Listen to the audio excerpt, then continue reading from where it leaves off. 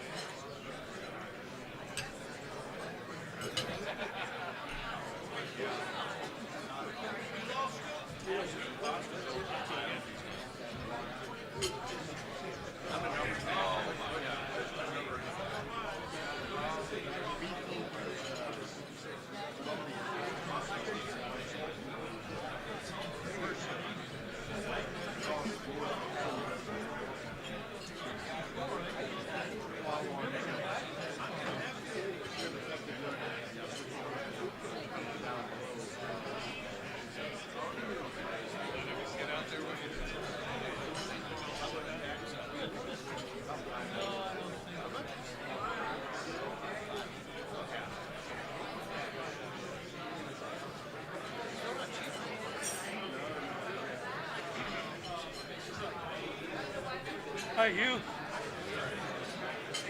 How are you?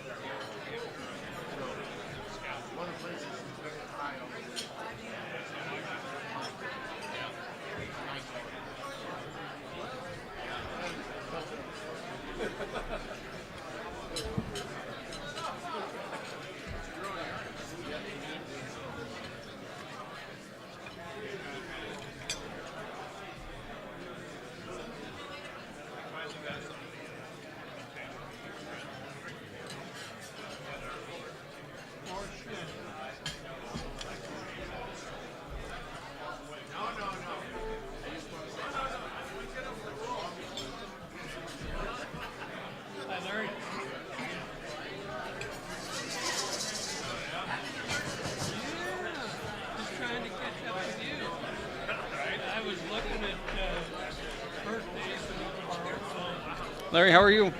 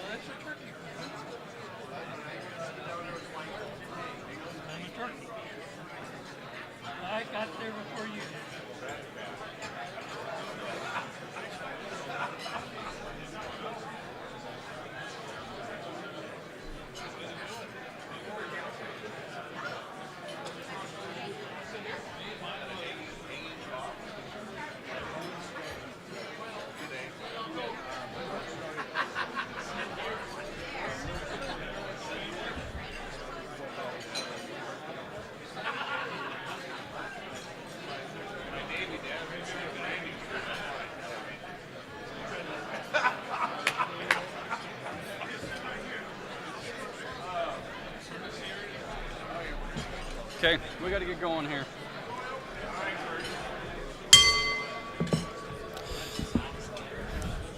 Well done. Well done. Welcome to the February 19th meeting of the Rotary Club of Tucson. I'd like to invite up Tim Gronke, joined our club October 17th, 2024.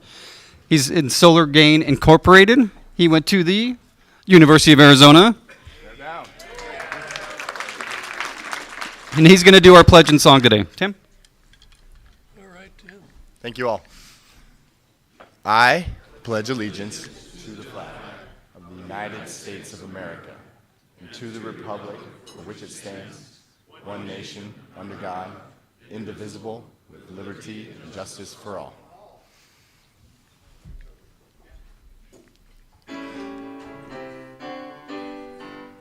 You're a grand old flag, you're a high-flying flag, and forever in peace may you wave. You're the emblem of the land I love, the home of the free and the brave.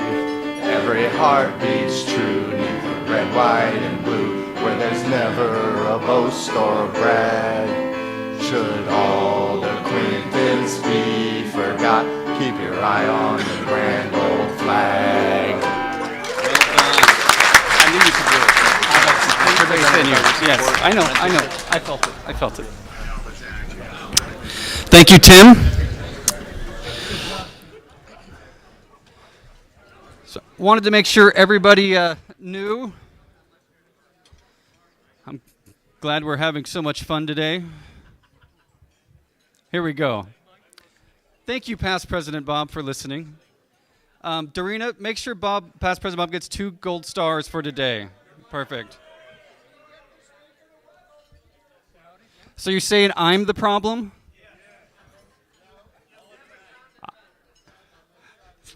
Well done. Okay, well, we're going to... Is this better now? Can you hear me now? I don't believe any of you. I just don't think it's the truth. Because I can hear myself just fine. Okay, serious note. So one of our former members, Carolyn Emmerin, who remembers Carolyn? She was a member of our club from 1991 to 2012. She was one of the first women that joined our club and got all these guys trained to be better men. But she recently passed away, so I just wanted to make sure everyone knew that and saw that obituary, and so please keep her family in your thoughts and prayers. And it's so great to see Dr. Wong back with us today.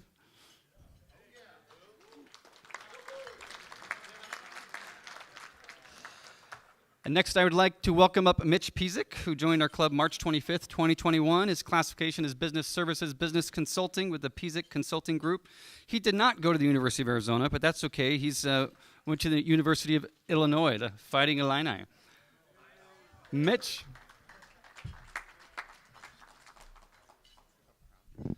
We had such a bad football team, I called them the mildly belligerent Illini. So I was really fortunate today. We have 12 probable new members here today, and I got to meet most of them. Highest caliber, real engaging personalities. I'm excited about it, and actually I'm going to do something that's we don't usually do, but I'm actually going to dedicate this inspiration to our guest today.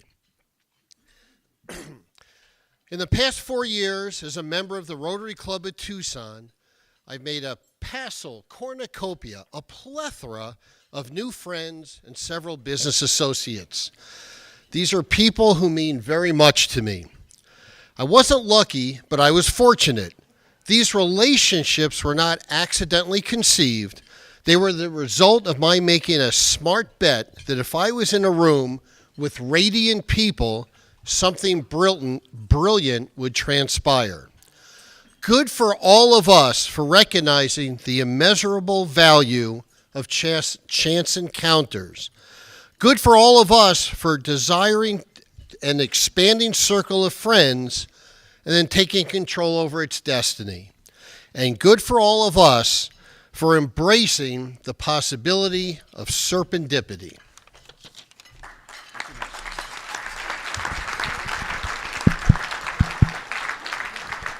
Thank you, Mitch. And now I'd like to welcome up our illustrious Sergeant at Arms, Chris Dodge. Yes, I think we have some guests. we do. And I will try to speak loudly. And what I've ascertained has happened is that the speakers on that side of the room are on, but they're not on in the middle and they're not on that side of the room, which is why you guys can't hear as well. So I'm going to speak very loudly, and we have the word out for them to turn on the speakers. So there you go. That's what's going on. So from all the way from Ontario, Canada, we have two fellow Rotarians here, Marjorie and Wayne Ettinger. Please stand up so we can say hello to you wherever you're standing. There you are. Thank you so much. Welcome to Tucson. Sorry for the weather here. And from Tacoma, number 8, in your old stomping grounds, President Curtis. Stephen Deal, where are you? Say hello to Stephen. Hi, Stephen.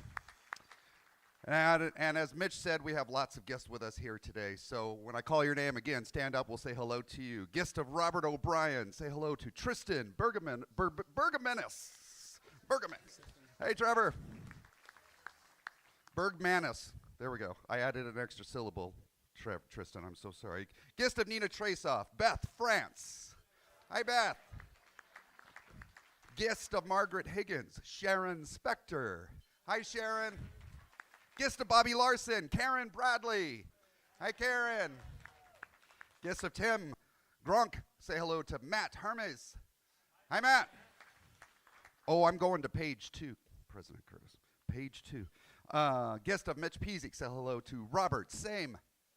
Hi, Robert. Guest of Bruce Tunze, say hello to Tom Curley. Guest of Chuck Sawyer, say hello to Tom Eef. Guest of Pat Zumbush, say hello to Bob DeVore. Hi, Bob. Bob Logan was sort of standing up right when I said that. He heard Bob, oh, it's got to be me. No, it wasn't you, Bob. Hi, Bob. Guest of John Duvall, say hello to Vern Singleton. Hi, Vern. Guest of Bill Tong, say hello to Pat Dupuis. Hi, Pat. Guest of Dave White, say hello to Brooke Scholes. Hi, Brooke. And she's also, did you bring the wait staff with you as well, Brooke? He was right next to you when you stood up. That was, all right, enough with that. Guest of Roger LaFay, say hello to Gordy Seward. Where are you, Gordy? Hi, Gordy, right back there. And another guest of Roger LaFay, Greg Durnan. Greg's over here. Hey, Greg. And one last guest with us here today, again of Roger LaFay. Say hello to Luis Hernandez. Hey, Luis. That's all I got. Thank you, Mr. Dodge. And now to introduce our program, I want to welcome up Pat Zumbush, who joined our club November 5th, 2003. Financial advisor with Wellspring Financial Partners. He went to Augsburg College and the University of Chicago. Pat? Thank you, President Curtis. Dear Rotarians, it is my honor to introduce you to our esteemed speaker today, Vice Admiral James Pitts of the United States Navy. Vice Admiral Pitts is a native of Milton, Florida, graduated from the U.S. Naval Academy in 1986 with a degree in mechanical engineering. He has served as both a supporting officer on early submarine assignments and later as commanding officer of the USS Tucson, which is in his shore assignments, including leadership roles at the Office of the Chief of Naval Operations, Joint Staff, and the Undersea Warfighting Development Center. Vice Admiral Pitt currently serves as the Deputy Chief of Naval Operations for warfighting requirements and capabilities for the Office of the Chief of Naval Operations. That is in Washington, D.C. His awards include the Defense Superior Medal Service and the Legion of Merit. Please join me in giving a warm Rotary welcome to Vice Admiral Pitts.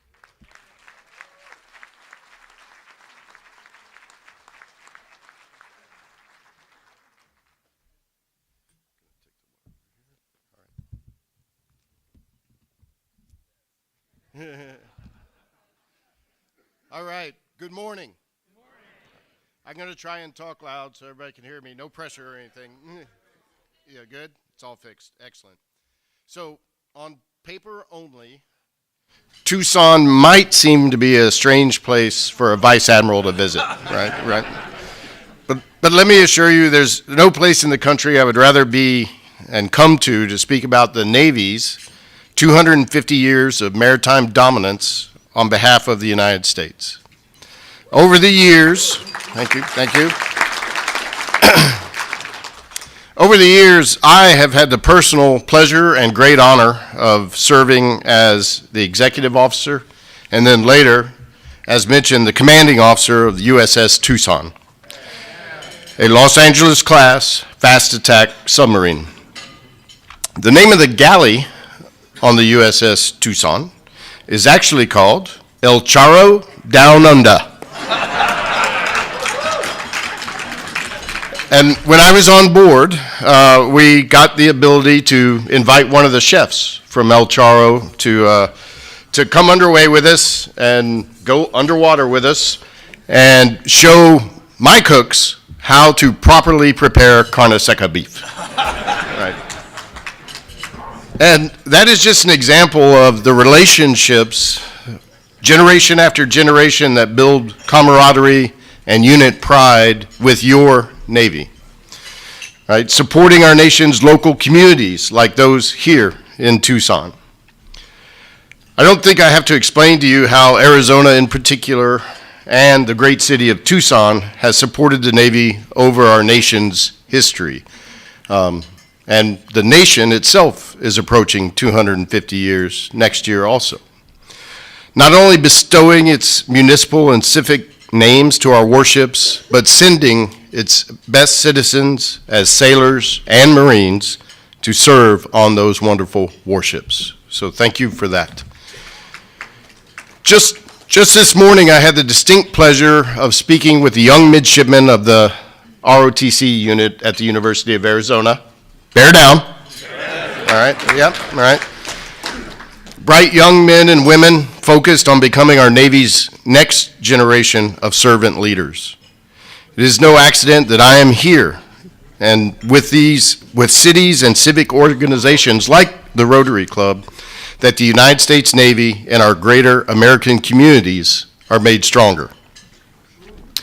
So after my commanding officer tour on USS Tucson, I served a couple of assignments, Commodore and then various flag assignments, and I'm still a submariner at heart, even though I'm really old now and kind of senior. So I'm now the Deputy Chief of Naval Operations for Warfighting Requirements and Capabilities. Basically, what I do is make sure that our future Navy maintains its maritime dominance and enhances the advantage over any and all adversaries. I operate with all domains: air, surface, undersea, expeditionary, digital warfare, and a little bit of other things that I can't talk about. So today, I'd like to take a few minutes to talk about your Navy, what it does for you, and I'll talk about our mission and highlight parts of a broad vision laid out by my boss, the Chief of Naval Operations, Admiral Lisa Franchetti. She has three main tenets in her vision: war fighting, be ready for war; war fighters, make sure that our people are ready; and the foundation that supports both. On the warfighting side, I don't have to tell everybody in this room, but I'm going to repeat it to stress the point, right? The United States is a maritime nation, right? Because the seas are the lifeblood of the United States' economy, the global economy, the United States national security, and frankly, our way of life. The Navy supports maintaining those seas open by operating around the world, around the clock. And 90% of global commerce travels by sea, and as the Navy's role, one of those roles is to safeguard the world's economy from hostile actions and organizations that threaten those international waters. And we operate every day, around the clock, from the seabed all the way up to space. Deterring aggression, protecting the American way of life, we deliver power for peace, but are always ready to fight and win alongside our allied, joint, and international partners. We are fortunate today that most Americans cannot recall a time in their lives when they feared attack from another nation's naval force. Each year, on December 7th, we honor the sacrifice made by the officers and crew of the USS Arizona during the attack on Pearl Harbor. Remembering also that this event marks nearly 85 years since the United States was attacked from sea. And that is no accident. As a global force operating abroad, we keep threats away from our shores. We consistently deploy our combat-ready sailors, ships, aircraft, and submarines alongside our allies and partners in faraway waters. Being there matters. 250 years, our nation's greatest leaders have recognized the strength of the Navy and what it offers the American diplomat. A quote from President Teddy Roosevelt: "A good Navy is not a provocation to war. It is the surest guarantee of peace." And this way of thinking in our nation's leaders has enabled our Navy to forge enduring alliances with partner nations that are essential to our Navy's maritime warfighting capabilities. And these partnerships has allowed us to project power, protect sea lanes, and safeguard global security. Through dozens of multilateral exercises and operations each year, we project power across all domains, demonstrating to potential adversaries that our Navy's global reach and commitment to maritime security, it's not the day to try and mess with us, right? Okay. Here's another president's discussion on naval power. President Kennedy: "Control of the seas means security. Control of the seas can mean peace. Control of the seas can mean victory. The United States must control the seas if it is to protect our security." And so the Navy has. Moving on to war fighters. The Navy, America's Navy operates the world's most sophisticated weapons systems, but it is our highly skilled people at sea and ashore who provide an unmatched advantage over any other adversary. Your Navy empowers our leaders and deliberately builds the strength and resilience of our people, their minds, their bodies, and their spirits. Our sailors and civilians are trained and ready with the right skills, tools, training, and mindset to protect America's interests around the world. And by building leaders evaluated not only by the outcomes they achieve individually, but also by the enduring successes of the teams they build, Navy teams innovate, solve hard problems, and can dominate in combat while forming lifelong bonds and connections. Said simply, we support each other while we prepare to defend our way of life and defeat those who threaten it. Strong teams succeed. For our men and women serving in your Navy is more than a job, it is a pathway to potential. It represents a chance to become the best version of themselves, not only in terms of education and training, but in purpose and meaning found in a dedication to a greater cause, in protection of the country and its people. Investing in the Navy today, supporting the Navy family that serves, is a down payment on America's security tomorrow. Then the last piece of the CNO's vision is the foundation. This specifically refers to our partners in industry, like many of you, that support innovation, construction, equipping, and even the advanced training of our warfighting sailors. While the Navy has long been a leader and investor in maritime technology, we continue to partner with industry to increase throughput and capacity. This means ships, aircraft, weapon systems, cyber capabilities, information technology, robotic and autonomous systems, you name it. The organizations that meet the requirements set by the Navy, i.e. me, right, which I alluded to before, these tools and cutting-edge tech put into the hands of our sailors would not be possible without American research institutions, R&D departments, and innovative companies and industry. So in support of the foundation, the Navy is making targeted investments to improve supply chain resiliency, strengthen workforce recruitment and retention, and increase the application of overwhelming technological advantage in a rapidly changing world. Though an American might not necessarily be in uniform, if they work for a shipyard or a defense contractor or one piece of industry that supports the military, they are directly supporting the warfighter and their ability to defend the nation. The importance of the foundation is why I'm particularly grateful to be speaking to a group like the Rotary here in Tucson. In Arizona, I'd like to point out that about 8% of the state's population are veterans, whereas only 6% of the entire U.S. population are veterans. So we have a tendency to concentrate veterans here. Veterans take off the uniform, but through organizations like yours, they continue to be part of the Navy's foundation. In your advocacy, community relations, education, and support of men and women who wear the uniform, you too are part of the foundation and our overall maritime strategy. Service is meaningful. Being part of the Navy has been the most purpose-giving endeavor of my life. I cannot thank you enough for the work you do to strengthen the Tucson community and for what you do for the sailors of Tucson and the people of the United States. Thank you very much, and I look forward to any questions that may come up.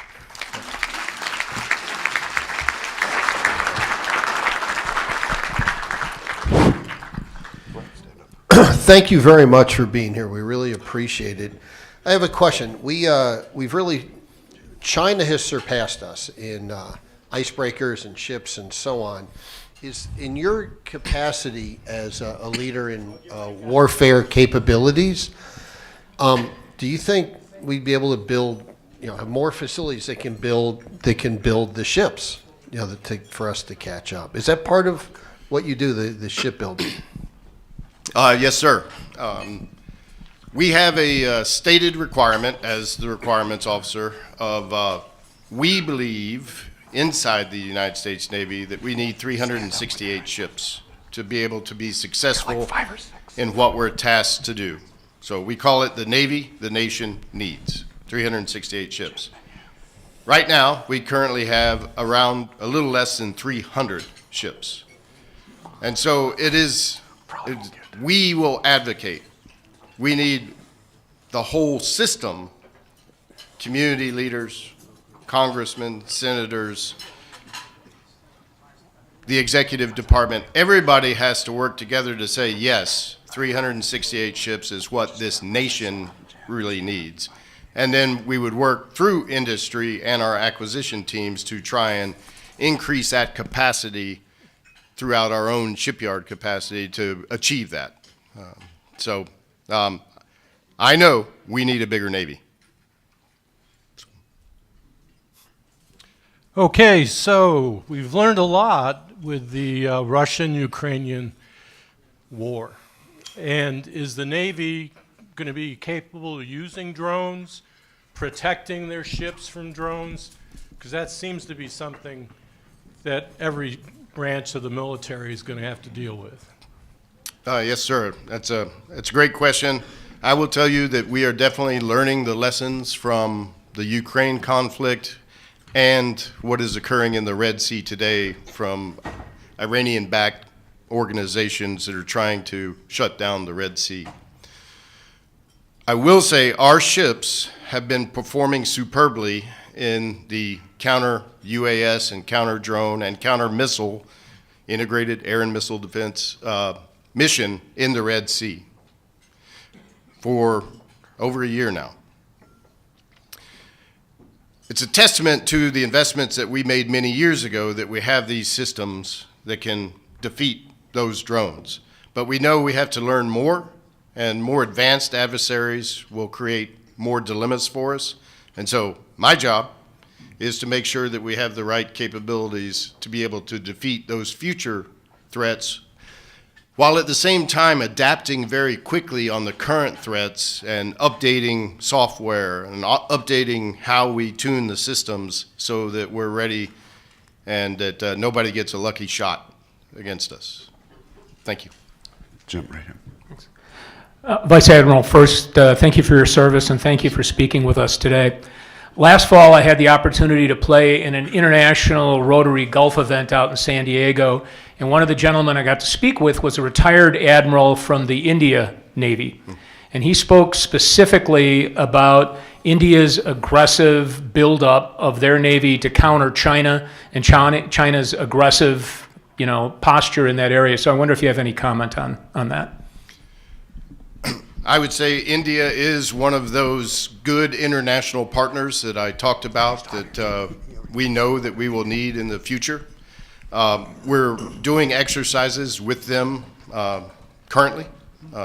They're good partners. In fact, I would like to say I was one of the first ones from the undersea in India having collaborative talks with my counterparts a few years ago. What's affectionately known as the Quad, right?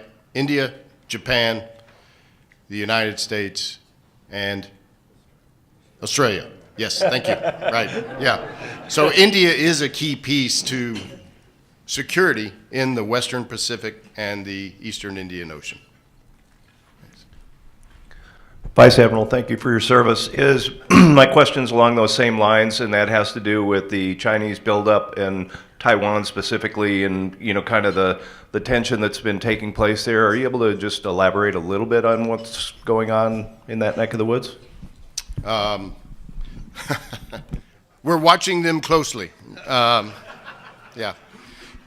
China has, Xi Jinping, the leader of the Communist Party in China, has publicly stated that he wants his forces ready to potentially take Taiwan by 2027. So part of that statement is why we have a sense of urgency, and the CNO's America's Warfighting Navy and the implementation kind of point towards making sure we are more ready by 2027. And China's trying to do this pressure campaign and the long game just like they always do. It's just part of their culture. So we're watching it closely. Thank you. Ricky over here. Ricky. Admiral, we know that most of the technology in this world, Hold the mic closer to your mouth. we all know that most of the technology in this world, we're like years behind, and you guys are years ahead. Yes? Okay. Something So, like that. I'm driving around LA and I'm seeing all these cars with no people in them. So we're gonna have a subsystem, like a mini subsystem that protecting the world the same way? We have a family of robotic and autonomous systems in just about every domain. In the undersea, from small to extra large. On the surface, from medium, large, and in the air, small to big ones. And our future is blending into a future hybrid fleet that is both manned platforms and robotic and autonomous systems that execute missions much like a manned submarine would. So much like a car driving around without people in it. Yeah. That's right. Yep. Exactly. So, Vice Admiral, we read about piracy off the coast of Africa, particularly Somalia. Does our Navy have any role in policing that? Our Navy works in tandem with a combined maritime force of some of our international partners in the Middle Eastern region that establish basically a patrol and a deterrence for piracy off of Somalia. So we're a part of it. The leadership of that maritime force changes about every year, but we have, I don't know the exact number, but many international partners that contribute to that mission. Yes. We have one more over here. Okay. Vice Admiral, thanks for coming in again today. When you were a little kid growing up in Milton, Florida, did you ever dream of being the Vice Admiral of the United States Navy? No. Yeah. My, I'll expand a little bit. My dad is a retired Master Chief. So at some point in my high school career, he turned to me and said, hey, you know, going to the Naval Academy would be a great idea. He was really just trying to save money. But anyway, he said, that'd be a great idea. And I kind of poo-pooed it, as a young, strapping ninth grader that knew everything. And, but ultimately, through guidance counselors and some of my teachers, I came around and applied to ROTC and service academies and ultimately ended up at the Naval Academy. And then, 42 years later, here I am, a 3-star admiral. So there you go. Thank you. Thank you.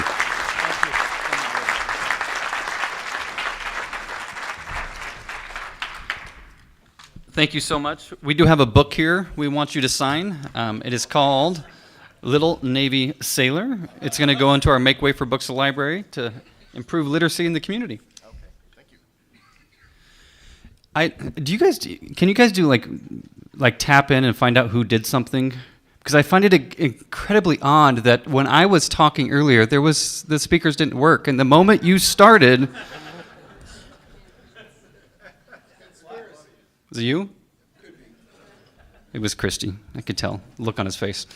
Time for some club business. We have some birthdays today. Are we ready for some birthdays? They don't want to celebrate you today. They were not so. Are we ready for some birthdays? There we go. Let's go. To start, we have Tim Putney, whose birthday was February 2nd, joined our club November 1st, 1974. He was in construction, repair, and maintenance, commercial, Cobre building systems, and he went to the University of Arizona.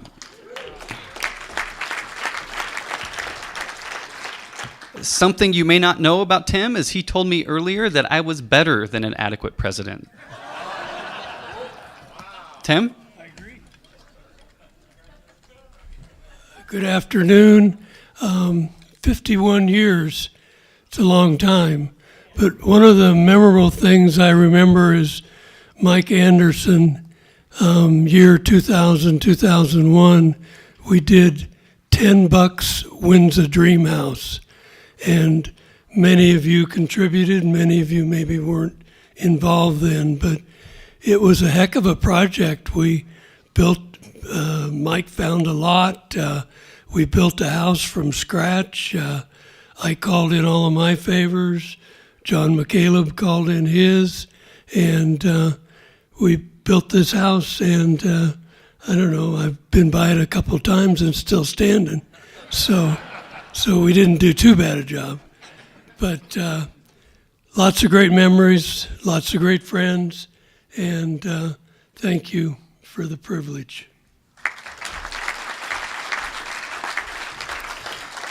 Thank you, Tim. Next, we have Robert O'Brien. His birthday was February 11th. Joined our club on Valentine's Day, 1996. Service industry, telephone answering, Rincon Communications Incorporated. Something you may not know about Robert. Are we ready for this? It's just in quotes. If I told you, I might have to kill you. So just be ready. Robert? President Curtis, thank you. Have you ever seen the gangs of New York City? Yeah. My grandfather grew up there. His next door neighbor was Meyer Lansky. So we put a few things together. My wife got into genealogy and talked with some of the family about this, and come to find out that my grandfather was an associate of Meyer Lansky's. He's mentioned many times in this book and several others. And that Meyer Lansky one time took a homage at him trying to rip him off and shot him. But my grandfather lived to be 89, so they must have worked their differences out. So with that, I will say here is contribution to my granddaughters, Paul Harris, and I will be going over to see my son and granddaughter at Camp Pendleton and visiting them. Thank you.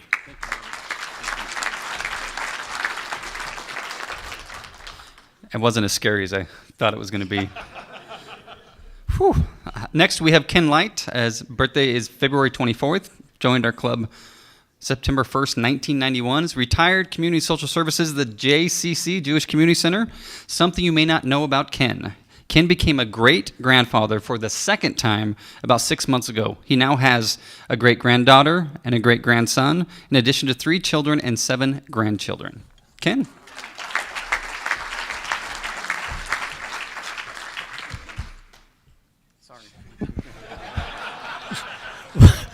I wish I had a little stool back here. Even in my cowboy boots, I have a difficult time seeing over the lectern here. First, I'd like to give you a check for Polio Plus, where I think we need our support more than ever today in this changing world. I want to thank Drew Vactor, who brought me into the club over 30 years ago. And I want to spend my 1 minute encouraging you to volunteer for something that's coming to Tucson this summer for the Jewish community and for the Jewish Community Center. It's called the JCC Maccabi Games. Over 1,000 teen athletes ranging from 13 to 17 will be here from all over the United States and, in fact, the world.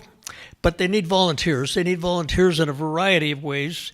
And some of the things that you might consider doing, well, you could work in the athletic venue. You can work in special events, food and hospitality, medical, security. There's a whole host of things that allow these young athletes to experience an Olympic-like competition with all the support, and your support would be really welcome. You'll build lasting connections, experience the excitement, strengthen the community. The economic benefit to Tucson is over $4 million. And if you're interested, I can't go into all the detail today, but I'd be happy to receive your questions or a text or an email and hook you up with something that would be fun for you to do. Thank you so much.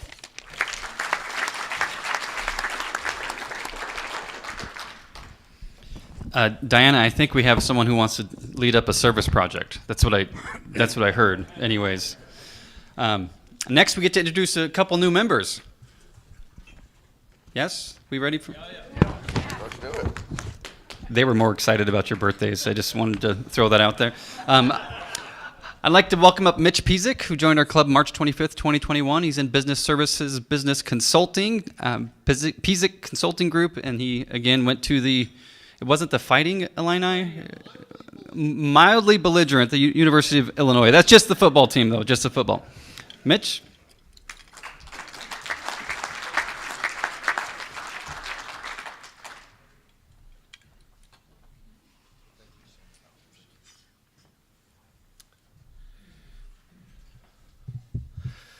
I get to introduce a good friend of mine, and he's a great Rotarian. In fact, he's such a great Rotarian, he's devoted his life to creating new Rotarians. He has 5 kids and 13 grandkids, so we're excited. They're all going to be welcome. Yes. So he grew up in Southern Cal. He moved here to Tucson, went to Amphi, and then he played football at U of A. And then he played football in northern Arizona, and he didn't play at ASU because he went into the Navy. And he was a hero there for 4 years.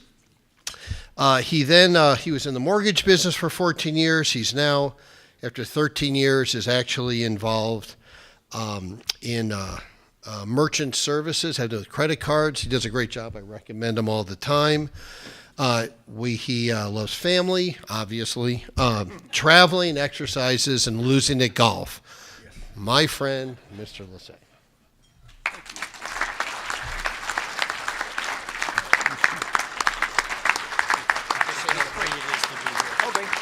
All right.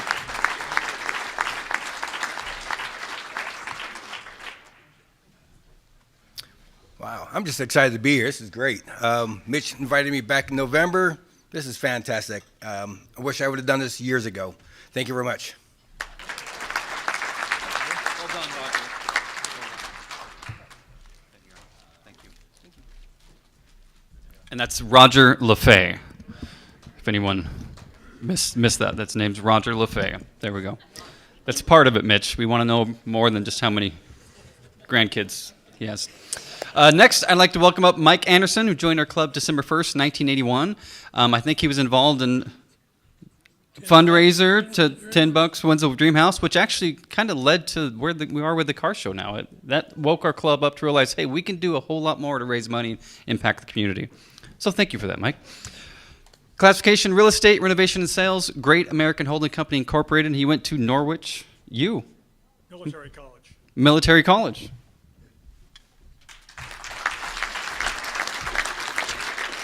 Okay, I got 2 minutes. Good afternoon, fellow Rotarians.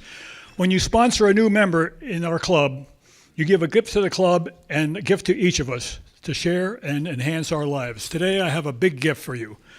It's my distinct honor to introduce a true legend in the world of Arizona football, Ricky Hunley. Where are you, Ricky? Hey.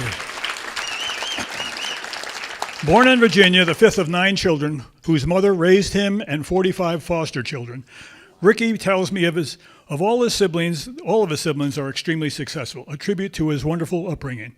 Ricky's journey from high school athlete to a celebrated linebacker in the U of A is truly inspirational. As the first Wildcat to earn All-American honors twice, Ricky's extraordinary performance on the field led him to his introduction in the College Football Hall of Fame in 1998. His professional career in the NFL saw him playing for the Denver Broncos, Phoenix Cardinals, and LA Raiders, where he competed in 2 Super Bowls. He also served as VP and executive board member of the NFL Players Association. This year, 2025, Ricky was honored with induction in the Arizona Hall of Fame, Sports Hall of Fame. In addition to an impressive playing career, Ricky's made significant contributions as a coach and mentor.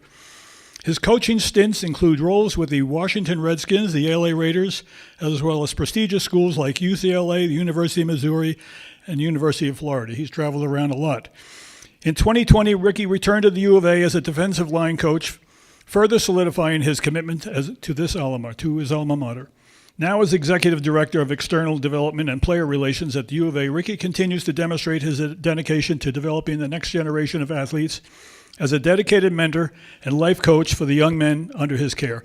He tells me he mentors these young men on all subjects, their finances, their behavior off the field, and so forth. In the spirit of Rotary, Ricky's commitment to giving back extends to his philanthropy, including Easter Seals of Southern Arizona, Arizona Diaper Bank, and Boys and Girls Club of Tucson. He also serves on various boards, including that of Black Community Council and the Arizona chapter of the College Football Foundation.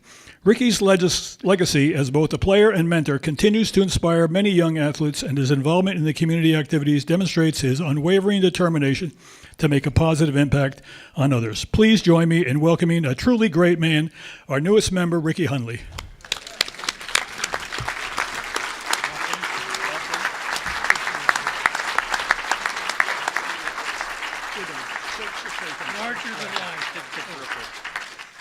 Wait a minute. The cutest. You're cuter when you're I tell you, it's I don't have much to say. Mike said it all. The first day I came here, Mike invited me as a guest to come to Rotary, and I saw these wonderful people that I know. You know, that relationship with Jeff. It's a love-hate relationship, but it's one of my favorite brothers, and Shuchi, and Diana, but the thing that hit me the most, come from a family of 10, where you were raised and you were everybody's kids. Was that sign right there? Service above self. And that's what it's all about. And you all should be applauded because what you're doing is special. Thank you. I'm almost done with the bullet.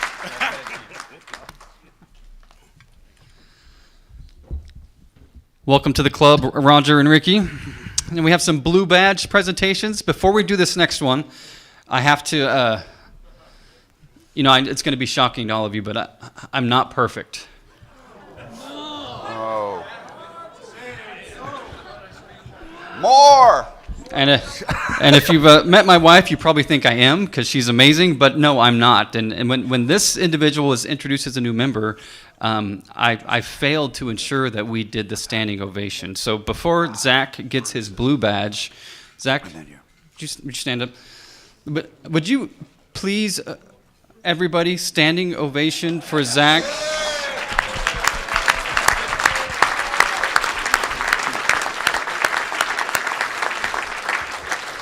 I'm going to be able to sleep so much better now. So I'm glad I got that off of my chest. But I'm going to let Bruce Tunzi, ready to go.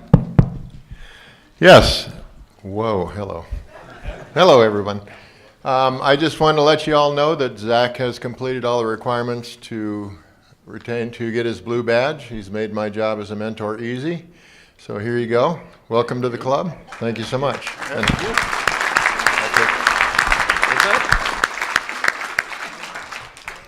And we have another blue badge, Joe Danishevsky. We do. Let's hear it for our newest blue badge member, Dana Cole.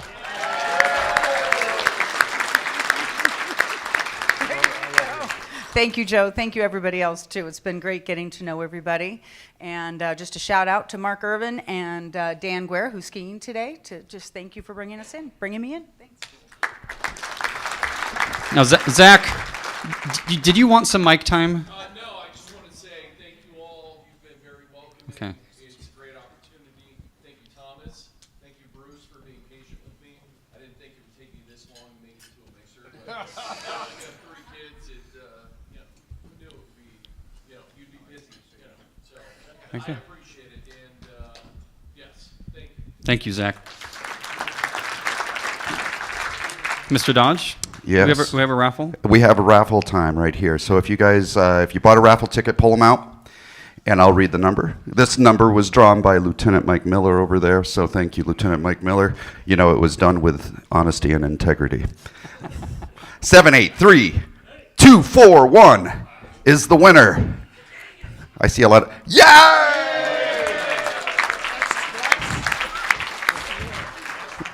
All right.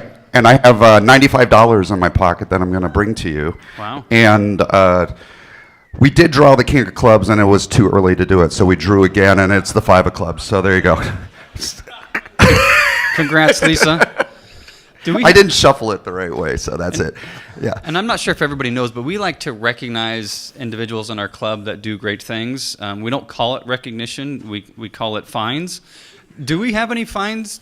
We do. We do? We do. It just do we have happens. someone lucky? Yeah, and here's the cool thing. He doesn't know this, but like when I was young, I was just a kid, and he was like walking down. He was underneath the stadium walking. He's like a new member here.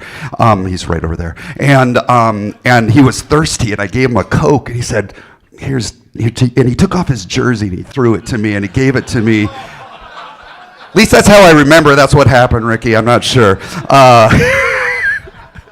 It might have been a commercial, but in my brain, you're my hero, and you're a lot of folks' hero. He was just announced. He is a member of the Arizona Sports Hall of Fame, part of the 2024-25 class. Give it up for Ricky Hendley.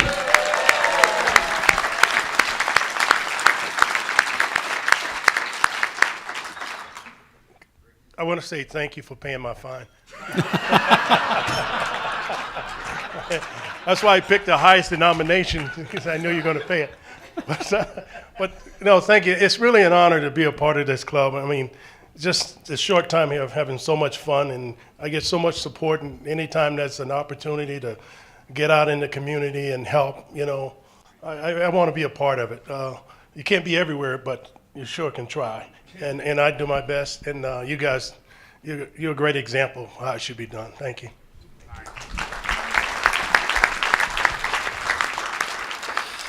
So I think it's time for some announcements.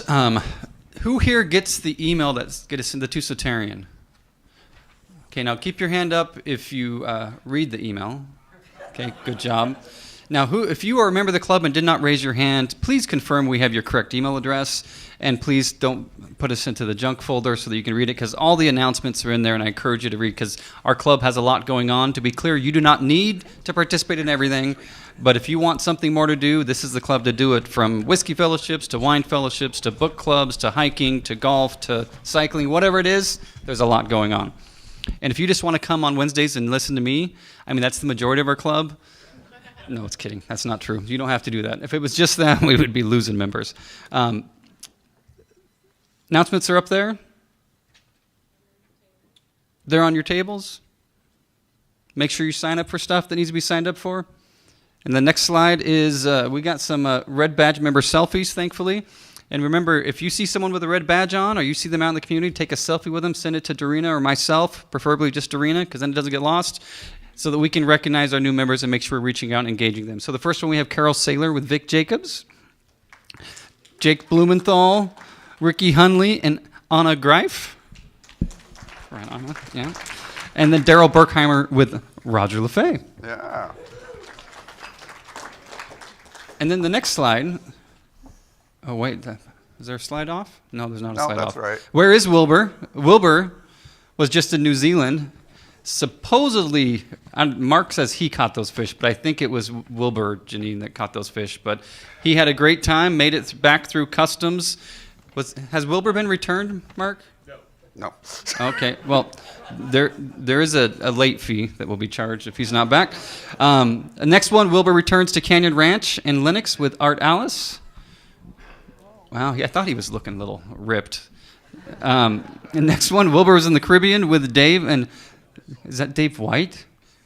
Yeah. Wow. Dave, why didn't you invite me? You could have taken me instead of Wilbur. Oh, okay. Exclusive. And next slide. This is really the issue here. So I know someone who's purchased many Wilburs since he has been president of this club. And I don't know if you remember the back on the milk cartons back in the day, but we have actually applied to get Wilbur on the back of a milk carton because we have so many Wilburs that are missing, and Wilbur wants to do some more traveling. So if you have a Wilbur, and you know who you are because you sent us pictures,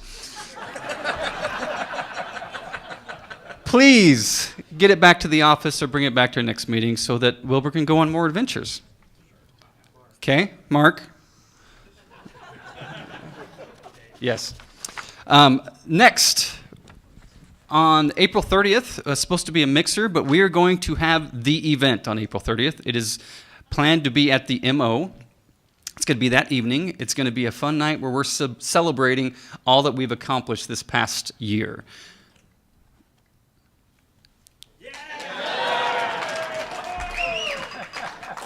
Is it me? Is it me? It might be me. Well, I am only adequate. But please get that on your calendar. We're trying to get that date out there as early as possible. It's going to be an absolute blast. If it makes you want to go, Jeff Ronstadt's going to be involved in planning it. If it doesn't, then he's not involved at all. But Michael Guyman and Brittany Battle are helping, and so it's going to be an absolute blast. So much fun. There's going to be some fun awards that we give out that night. So April 30th. We expect to start about 5 p.m., have a little happy hour, cocktail hour, and then get into a short program, and then be at the MO and have some great food. Who's signing up? I like that. Wow. Good. Very good. Next, Diana. Service projects. So you've heard the guys who've been members for a long time talk about memories and friendships, and a great way to do that for you new members is to participate in a service project.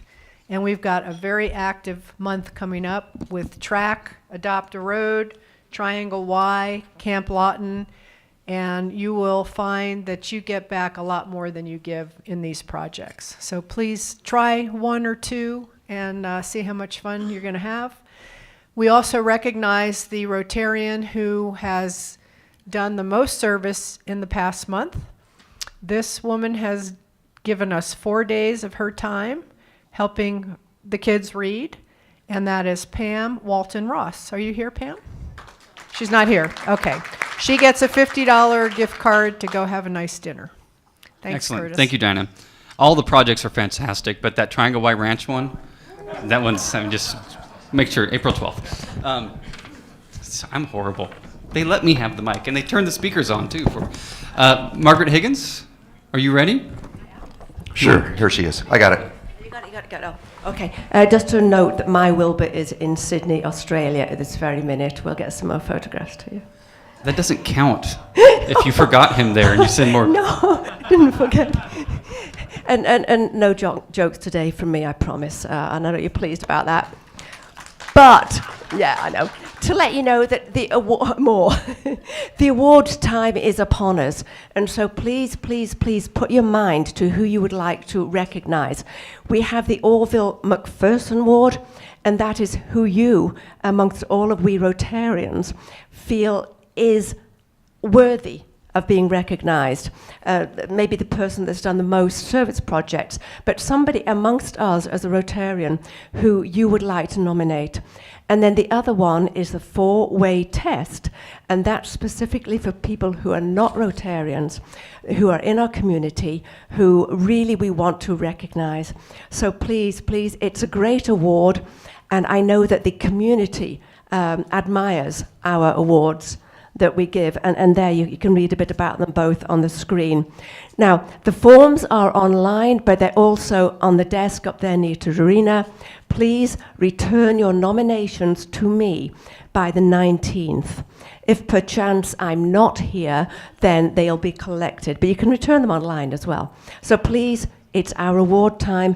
We're doing it in good, timely fashion this year, and I hope to get lots and lots of nominations for both of these awards. Thank you. Curtis. Thank you. Matt Blair is ready to talk.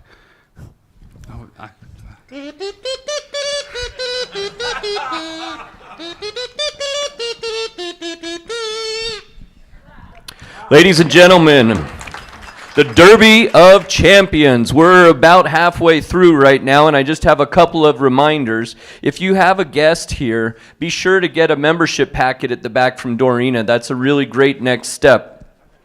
Corporate memberships are available, and you don't know until you ask. So be sure to ask anyone who seems like they might be a good eligible candidate for a corporate membership to give them the details. With that, there are applications on the website for all of this. So whether you want to invite your spouse to become a family member, or you have a corporate membership or just a regular membership, it's all on the website, and that is under Become a Member heading. So a couple of events coming up are just the next few weeks. We've got Jeffrey Nassy, the Chancellor of Pima Community College, next week. Thank you, Marcy. March 5th is Jennifer Mendricik. You'll see how it's spelled. She'll let us know how we say it. She's the CEO of TMC. She'll be here on March 5th. On March 12th, we'll be doing the lunch around town. That's a really great way for folks to get to know each other a little bit more intimately. Mark Figluzzi is the FBI Assistant Director. He'll be here on March 19th, and then we'll be having a social mixer on March 26th. So remember to bring new potential members and keep up the good work. Right on. Our infamous car show chair, Dave White. Thank you, thank you. Wilbur went with my wife Sunny and I on our 50th anniversary to the Caribbean. And so it would have been completely inappropriate for me to invite. Otherwise, you would have. Otherwise, yeah, I'd have thought about it briefly. Okay, hey, in just 11 days, Major League Baseball returns to Tucson for the World Baseball Classic. Now, listen to this. We're going to have 4 teams from China, Germany, Colombia, and Brazil playing at the Kino Sports Arena. And they're going to be competing for a place in a tournament with 19 other teams that will form the first round. They will go on to play the final in Miami, Florida. And this is truly the World Cup of baseball. I mean, it's like we're really going to get a World Series out of this. It's amazing. And the big news is that we have been invited to sell car show tickets at these games.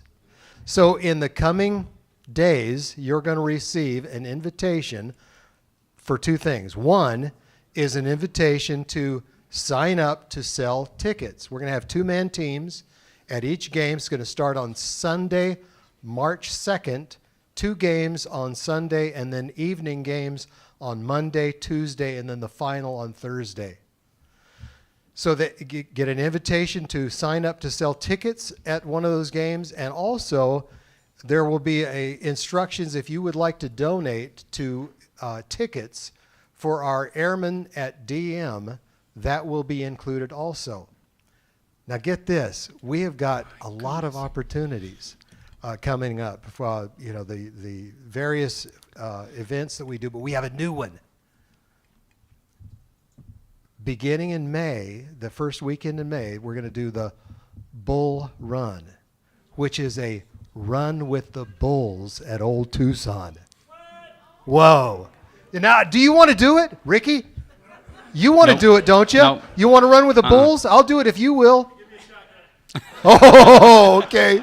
Might need something bigger than that. But anyway, we got a lot going on, so I'm going to ask you guys, let's open up a can of whoop-ass on our spring events, okay? Thanks.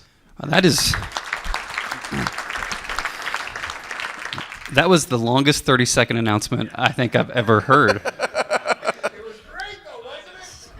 I was moved. I think we have a couple Happy Jacksons. Roger LaFay? Yeah, there's one back there. Brittany's bringing you to the mic.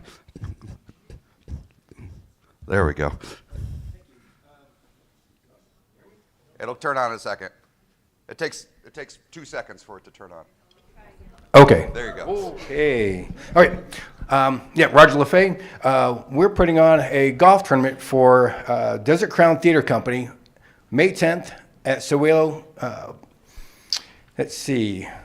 It's Desert Crown Theater. My daughter runs it. She's the co-chairman. They've been around for 5 years. It's a theater camp for kids. They do a spring and fall camp, and then in the summer they do an all-kids camp for 3 weeks, and then they do a play. So this summer they're doing a Sword and Stone.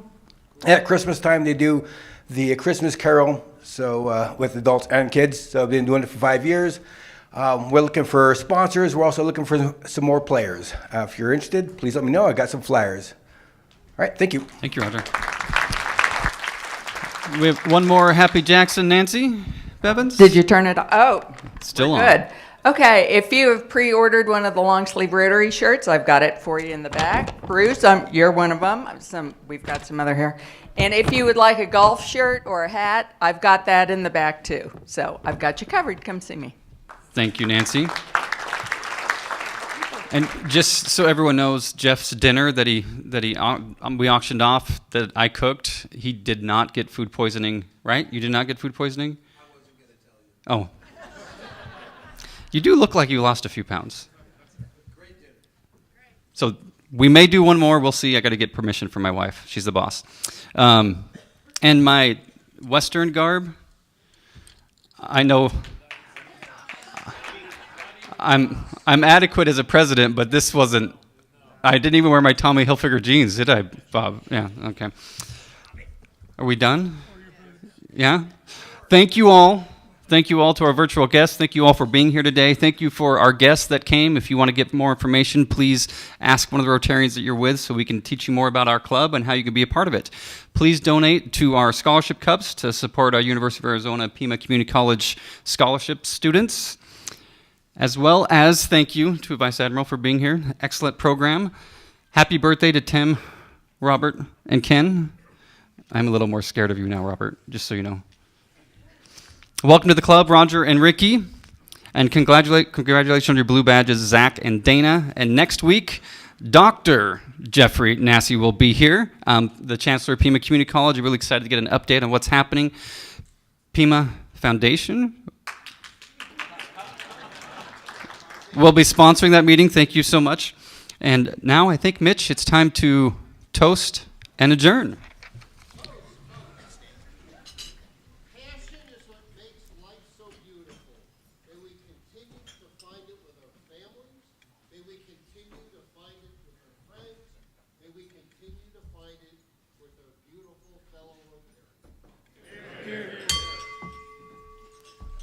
Cheers. Tim. Happy birthday. Happy birthday. Thank you.